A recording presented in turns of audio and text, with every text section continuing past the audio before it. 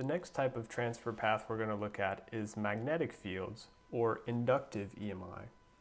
So as the name suggests, in this case our transfer path is coming from a coupling via magnetic field between two components. And so what we need to remember is that anytime we have a time varying current, we're going to have an induced magnetic field. So a time varying current will produce a magnetic field.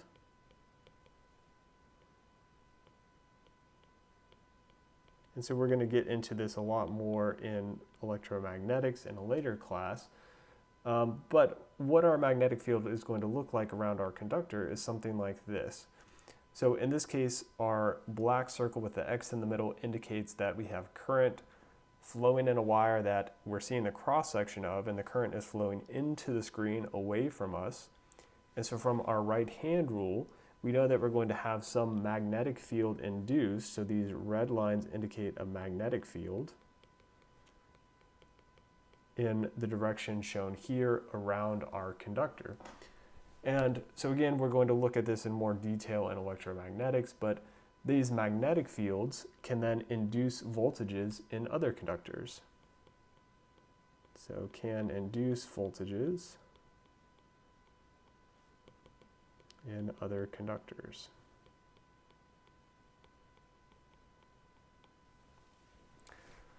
And so as you're probably familiar, our magnetic coupling is sort of the basic for transformer operation.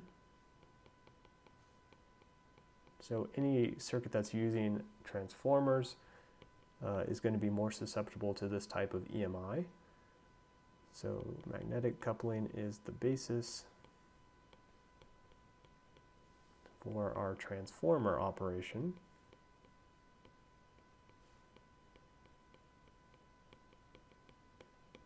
And so as you might have seen, a lot of our magnetic flux is of course coupled between our two coils of our transformer, but we do have some of that magnetic flux which can leak out. So some magnetic flux can leak. So we have magnetic flux leakage. And what that does is it can interact with other parts of the circuit. So we don't necessarily have to have a transformer to have this magnetic coupling. Of course, inductors are also going to have magnetic fields, which can leak out and then interact with other parts of our circuit as well. So inductors can also produce a magnetic field.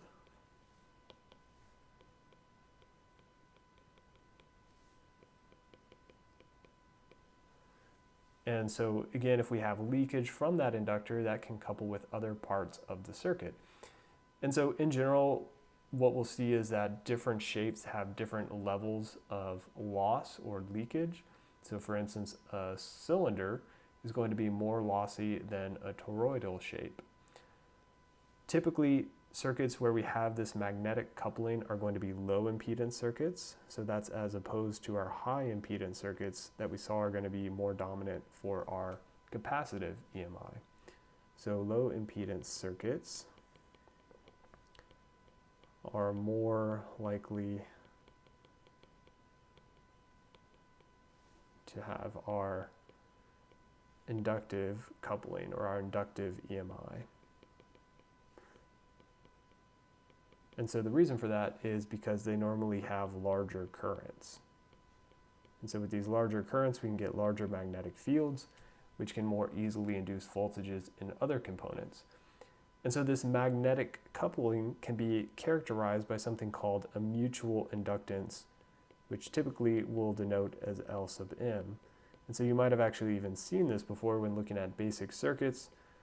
We can have mutual inductance between two inductors in various parts of the circuit. So the same basic idea here.